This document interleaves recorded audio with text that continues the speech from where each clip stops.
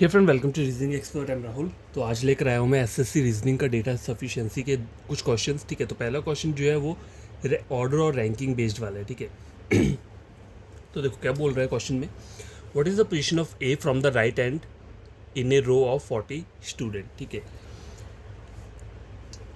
तो पहली जो वो है ऑप्शन मतलब स्टेटमेंट जो दिया हुआ है पहले वाला, इसमें क्या बोल रहा है ये देखो।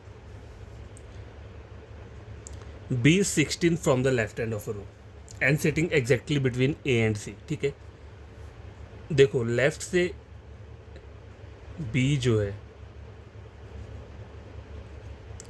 16th पे है and is sitting exactly between A and C। तो B किसके बीच में बैठा है? A और C के बीच में बैठा हुआ है। ठीक है, तो यहाँ से आपको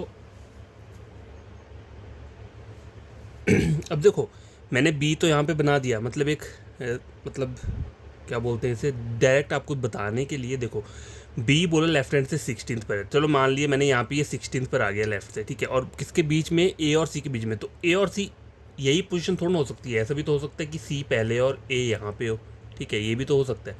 ठीक है, तो अगर मैं इस वाली को सॉल्व करने स्टार्ट भी करूँगा तब भी मेरा आंसर नहीं निकलेगा। मुझे नहीं पता चलेगा कि लेफ्ट एंड से राइट एंड से ए की पोजीशन क्यों है। क्योंकि देखो अगर मैं राइट से ए की यहाँ पे देखूंगा इस वाले इसमें, तो राइट से क्या आएगी ए की, तो उसके लिए मुझे और चीज़ें भी निकालनी पड़ेंगी। ठीक, क्योंकि ये लेफ़्ट से दी हुई है तो पहले बी की राइट से निकालूंगा। ठीक है, अगर मान लो ए की मैं लेफ़्ट से कितना ले रहा हूँ, देखो ए की अगर मैं यहाँ पे कितना लेता हूँ 15 लेता हूँ। ठीक है, लेफ़्ट से, और टोटल नंबर ऑफ़ स्टूडेंट कितने हैं यहाँ पे 40 बोल रहे हैं, तो राइट साइड से निकल जाएगी। अगर मैं ए की यहाँ पे 17 लेता हूँ तो फिर से टोटल करके लेफ़्ट की निकल जाएगी। लेकिन वो प्रॉब्लम क्या है, देखो उसमें डबल डबल वैल्यू आ रही है। एक साइड ए यहाँ पे आ रहा है 15th पे, एक बार ए कहाँ पे आ रहा है 17th पोजीशन पे आ रहा है, तो डबल डबल तो नहीं हो सकता, इसलिए पहली स्टेटमेंट जो है वो आंसर नहीं देगी। ठीक है, अब दूसरी स्टेटमेंट देखो क्या बोल रहा है। D who is sitting at 10th from the right and. ठीक है, राइट से डी जो बैठा है वो कितने पर बैठा है? 10th पे बैठा हुआ है। ठीक है, राइट साइड मतलब ये वाली साइड जो रहती है ये। ठीक है, ये एरो जो मैंने लगाया है राइट साइड से। ठीक है, 10th पे बैठा है, is sitting exactly midway between A and E. अब देखो ये मैंने 10th मान लिया यहाँ पे। ठीक है, यहाँ पे बैठा हुआ है। ठीक है, कौन बैठा है? D, sitting exactly between A and E. Who is fourth? A and E. ये हु जो है ई के लिए यूज़ किया हुआ है। ई who is fourth from the right hand. तो 1 2 3 4। ठीक है, तो यहाँ पे कौन आ रहा है? ई आ रहा है। ठीक है, देखो राइट एंड से बोला हुआ है। अब देखो ई जो है राइट से क्या आ रहा है, देखो E who is fourth from the right hand. E जो है ये फोर्थ पोजीशन पे है राइट हैंड से। ठीक है, और उन्हें बोला क्या है? D you sitting 10th from the right hand. ठीक है, वो 10th पर बैठा है राइट हैंड से and sitting exactly midway between A and E. A और ई के बीच में बैठा हुआ है। ठीक है, तो देखो ये जो है ना ई यहाँ पे फोर्थ पोजीशन पे, तो फोर्थ के बाद 10th तक जाने के लिए बीच में कितने स्टूडेंट्स बच रहे हैं? 4 5 6 7 8 9, और 10th पे कौन बैठा है? डी। तो मतलब डी और ई के बीच में, देखो डी और ई के बीच में कितने आ रहे हैं? 5 आ रहे हैं। ठीक है, और D who sitting actually right hand और sitting actually between A and E. तो ए और ई के बीच में बैठा है, तो मतलब इसका मतलब क्या होगा? देखो ई यहाँ पे ई के बीच में कितने आ रहे हैं? 5, तो डी के आगे भी कितने आएंगे? 5 आएंगे। 1 2 3 4 5। ठीक है, 5 आगे, और यहाँ पे कौन आ जाएगा? ए आ जाएगा। तो ए की पोजीशन आप कैसे काउंट कर सकते हो? देखो यहाँ से काउंट हो जाएगा 1 2 3 4 4 5 6 7 8 9 10 11 12 13 14 15 16। मतलब ये जो है ए जो है ये 16th पोजीशन पे बैठा है राइट साइड से। ठीक है, तो ये मतलब पहली जो स्टेटमेंट है इसने तो आपको आंसर नहीं दिया, लेकिन दूसरी स्टेटमेंट से क्या है, मेरा आंसर जो है निकल के आ चुका है। तो इसमें मेरा जो ऑप्शन रहेगा वो क्या रहेगा? Only statement second is suitable to answer the question और sufficient to answer the question. देखो पहले वाले में प्रॉब्लम क्या है, देखो अगर मैं पहली बार सपोज करूँ, मैं पहली वाले को यहाँ पे अगर मैं ड्रॉ करने की कोशिश करूँ, पहली स्टेटमेंट को क्या बोल रहा है? B 16 from the left hand. Total number of कितने दिए हैं? 40। टोटल 40 दिए हैं, और बी कितना दिया है? 16 दिया है। कहाँ से? लेफ्ट से दिए। तो राइट से निकालना हो तो क्या करना पड़ेगा? इन दोनों को माइनस करना पड़ेगा और +1 करना पड़ेगा। तो कितना हो जाएगा? 4। 3 में से एक गए, कितना हो गए? 24। तो देखो टोटल नंबर ऑफ स्टूडेंट्स कितने बोल रहे हैं? 40 बोल रहा है। ठीक है, तो मैंने यहाँ 40 लिखा और लेफ्ट साइड से बी का जो दिया है वो 16 दिया है, तो राइट साइड से कितना आ जाएगा, देखो इन दोनों को क्या करना है, माइनस करना है और +1 कर दोगे तो कितना हो जाएगा 25, ठीक है 25, ये फार्मूला रहता है। ठीक है, अभी जस्ट इसका 25 आया बी का, कहाँ से, राइट साइड से, लेकिन मुझे बोला क्या हुआ है, sitting exactly between A and C, B और सी जो है वो एग्जैक्टली लिखा है, B sitting exactly between A and C, A और सी के बीच में बी बैठा है, तो ऐसा भी हो सकता है बी का हो इस तरीके से। ठीक है, ये दो पॉसिबिलिटीज़ बन रही है।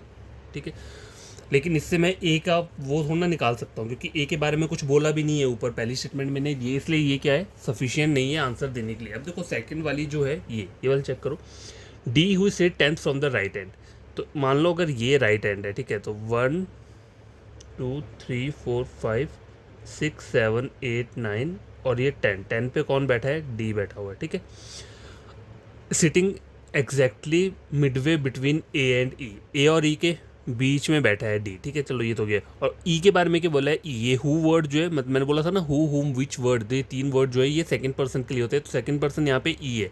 ठीक है, E is 4th from the right hand, मतलब इसको पढ़ना कैसे है, ई हु को गायब कर दो, E is 4th from the right hand, तो राइट हैंड से 1 2 3 4th, मतलब 4th पे यहाँ कौन आ रहा है, ई, तो ई और डी के बीच में कितने पर्सन है, 1 2 3 4 5 आ रहे हैं। अब यहाँ बोला नहीं है यहाँ पे sitting exactly between A and E, D who sitting 10th from the right hand is sitting exactly between A and E, तो ई तो यहाँ पर आ गया, अब ए भी आपको लाना पड़ेगा, क्योंकि डी जो है ए और ई के बीच में बैठा है, तो यहाँ कितने बंदे आ रहे हैं, 5 आ रहे हैं, तो आगे भी 5 और आएंगे, 1 2 3 4 5, और यहाँ पे कौन आ जाएगा, ए आ जाएगा। तो क्या पोजीशन होगी, देखो 10 11 12 13 14 15 16, तो राइट साइड से जो ए की वैल्यू आ रही है वो क्या आ रही है, 16th पोजीशन आ रही है। ये एक तरीका है इसे निकालने का। ठीक है, तो ये क्वेश्चन हो गया यहाँ पे, सेकंड वाला जो है हमारा सफिशिएंट है आंसर देने के लिए और फर्स्ट वाला नहीं है। तो पहला क्वेश्चन सॉल्व हो चुका है। अब देखो सेकंड क्वेश्चन क्या बोल रहा है, देखिए इस Shivam is heaviest among his friend. ठीक है, ये बोला हुआ है। तो पहली वाली अगर मैं देखूं, ठीक है, पहला वाला चेक करो क्या बोल रहा है, Shivam Yeats more than anyone else among his 5 friend. ठीक है, अब इसका मतलब क्या है कि शिवम जो है सबसे ज़्यादा खाता है जितने भी उसके फ्रेंड्स हैं। ठीक है, तो इससे ये थोड़ा बोल सकते हो आप कि वो सबसे भारी है। ठीक है, अगर कोई ज़्यादा खाता है तो उसका मतलब ये थोड़ा होता है कि वो भारी हो जाएगा। तो पहली वाली स्टेटमेंट से मेरा थोड़ा मुझे कुछ पता चल रहा है। दूसरा चेक करो, among his 5 friends only Shivam and Mohan were rejected because of her weight. अब देखो शिवम और मोहन ये दोनों क्या हो रिजेक्टेड हुए, क्यों, क्योंकि वेट इनका ज़्यादा था। ठीक है, बिकॉज ऑफ हर वेट। अब देखो बिकॉज ऑफ हर वेट बोला है ना, तो अब बोला है, अब शिवम यहाँ से आप बता सकते हो कि शिवम हैवीएस्ट है, नहीं बता सकते, क्योंकि शिवम और मोहन दोनों को बोला हुआ है। ठीक है, इन दोनों को क्या बोला है कि इन दोनों को रिजेक्ट किया क्योंकि इनकी वेट की वजह से। तो अब मुझे नहीं पता कि कौन इनमें से ज़्यादा भारी है तो दोनों भारी, लेकिन कौन भारी है वो मुझे नहीं पता। तो ना पहली ना दूसरी स्टेटमेंट क्या है सफिशिएंट है आंसर देने के लिए। ठीक है, तो इसमें जो आपको आंसर रहेगा वो क्या रहेगा, statement 1 and statement 2 is not sufficient to answer the question. ठीक है, मैंने ऑप्शन नहीं लिखे, मैं आपको बता दे रहा हूँ सीधा। क्वेश्चन नंबर 3 देखो, अब बोला है in what date does Rohan attend his seminar इन गुड़गांव। ठीक है, ये बोला हुआ है।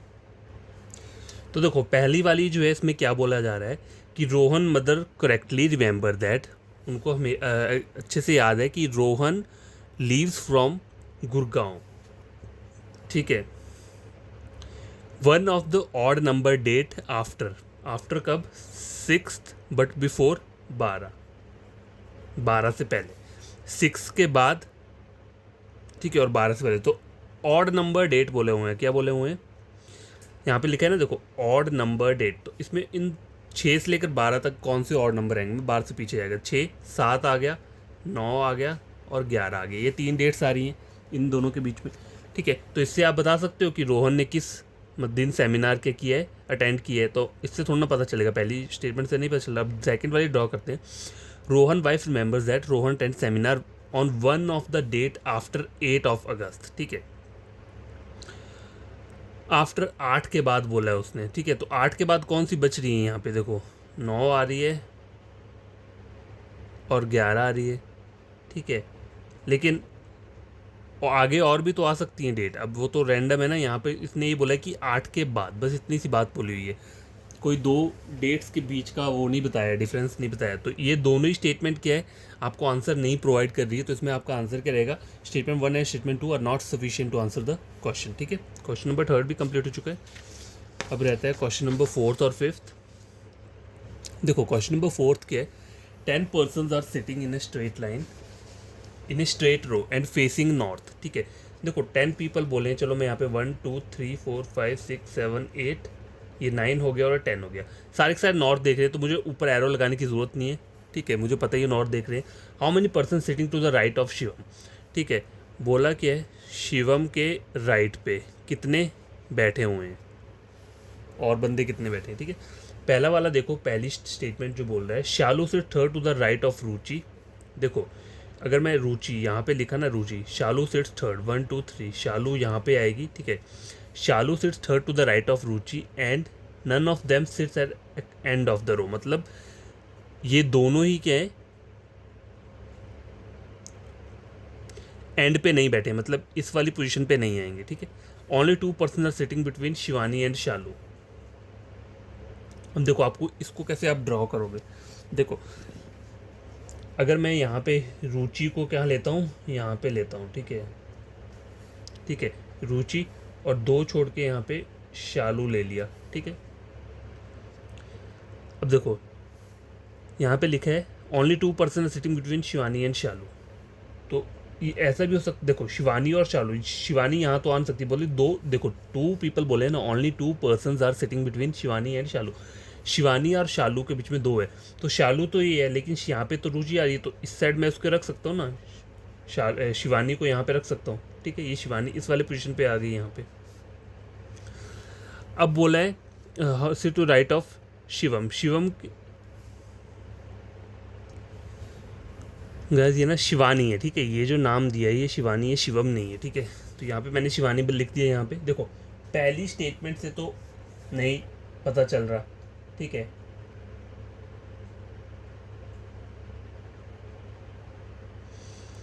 ठीक है, या इधर हो सकता है, अगर रुचि को मैं यहाँ पे लेता हूँ। ठीक है, तो 2 छोड़ के शालू, देखो दो पॉसिबिलिटीज़ बन सकती हैं। कैसी कैसी बन सकती है, देखो एक तो चलो ये वाला हो गया, 1 2 3 4 5 6 7 8 9 10। ठीक है, पहले मैंने रुचि को यहाँ लिखा था ना। ठीक है, तो रुचि को अगर मैं यहाँ लेता हूँ, ठीक है, रुचि अगर मैंने यहाँ पे ले लिया, तो उसको 2 छोड़ के कौन आ रहा है यहाँ पे, शालू आ जाएगा, शालू यहाँ पे आ गई, और 2 छोड़ के क्या आ जाएगी, शिवानी यहाँ पे आ जाएगी। ठीक है, ये हो गई 2 पॉसिबिलिटी वाली डायग्राम बना दी। ठीक है, तो इससे पहली स्टेटमेंट से तो मेरा नहीं निकल रहा। अब देखो Shivani sits second on left of Ayush who sits from either end of the row. अब देखो अगर मैं इसको अकेला ड्रॉ करूंगा तो आंसर नहीं निकलेगा। अगर मैं कंबाइन करने की ट्राई करता हूँ तो देखो Shivani sits second to the left of Ayush, Shivani sits second to the left of Ayush, Ayush यहाँ करूँगा तो ये सेकंड पे तो नहीं आ रहा, फर्स्ट लेफ्ट पे आ रहा है। अगर आयुष को मैं यहाँ लिखता हूँ, Shivani sits second 1 2 to the left of Ayush, तो यहाँ पे ये बन रहा है। ठीक है, who sits Ayush, who sits from either end of the row, मतलब either end of the row, तो यहाँ पे हो गया, यहाँ पे 1 2 3। तो आपको how many person sit to the right of Shivani, तो शिवानी कहाँ है, ये 1 2, ओनली कितने बैठे हैं, 2 पर्सन बैठे हैं।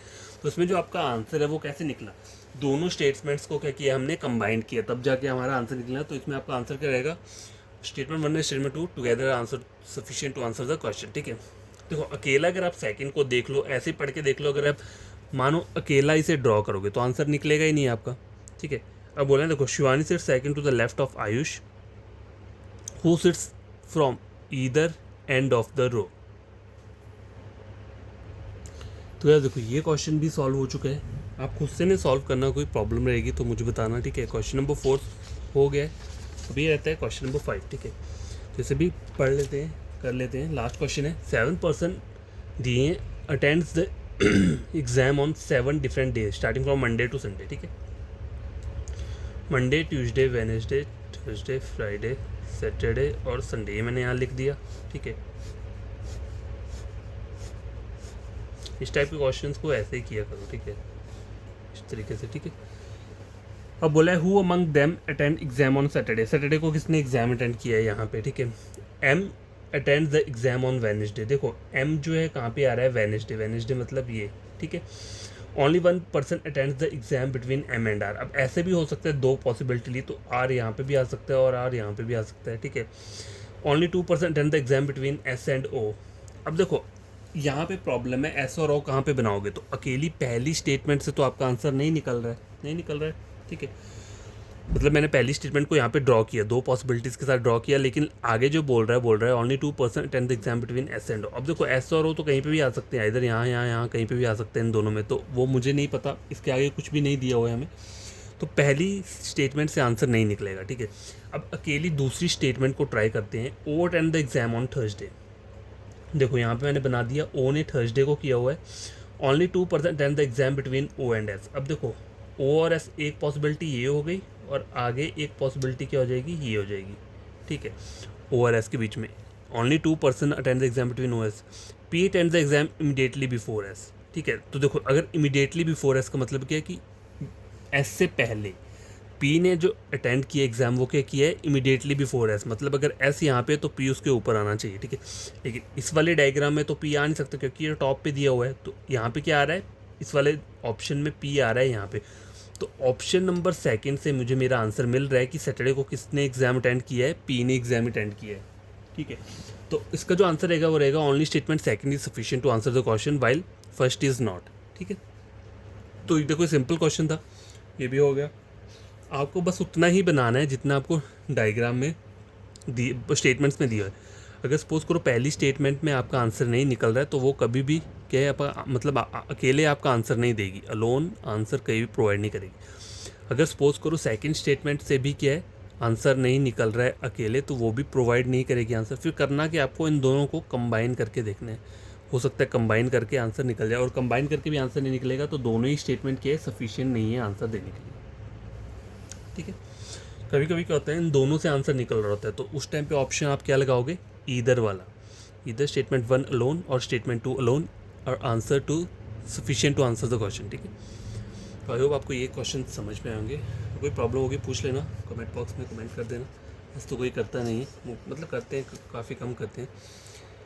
तो आपका कोई फ्रेंड कज़न है जो कि पढ़ना चाहते हैं रीजनिंग, तो आप मेरे चैनल रेकमेंड कर सकते हैं रीजनिंग के लिए। और कुछ करना नहीं है, मेरे कोई भी टॉपिक हो तो टैली कर लेना किसी और के साथ। अगर समझ में आता है तो चैनल को सब्सक्राइब कर देना और वीडियो को लाइक शेयर कर देना। और अगर नहीं आता है समझ में तो आप किसी और से पढ़ सकते हो, ठीक है।